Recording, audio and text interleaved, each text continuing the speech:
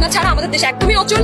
আওয়ামী লীগ কিছু নেতা তাদের দূর থেকে এটা অপারেট করছে, দেশে অরাজকতা সৃষ্টি করছে একটা কুচক্রী মহল। তার মানে কি শেখ হাসিনার কথাই সত্যি যে আমাদের সাধারণ শিক্ষার্থীদেরকে ব্যবহার করে শেখ হাসিনার সরকারকে পতন করানো হয়েছিল? বৈষম্যবিরোধী ছাত্র আন্দোলনের মাধ্যমে পদত্যাগ করা হয়েছিল শেখ হাসিনাকে, অথচ সেই শেখ হাসিনাকে ছাড়াই এখন দেশ অচল। ইতিমধ্যে পূর্ণ মর্যাদায় শেখ হাসিনাকে দেশে ফিরিয়ে নিয়ে আসার জন্য দেশের বিভিন্ন জেলায় তৈরি হয়েছে বিক্ষোভ মিছিল। সাধারণ ছাত্র জনতা থেকে জানানো হচ্ছে শেখ হাসিনাকে খুব দ্রুতই দেশে ফিরিয়ে নিয়ে আসা হবে। আগে সরকারি ভালো ছিল, স্বৈরাচারী ভালো ছিল, এখন ছাত্র জনতা ভালো নেই। এবং এদিকে একটি টেলিফোন বার্তায় শেখ হাসিনা জানিয়েছেন, আমি এখনো পদত্যাগ করি নাই।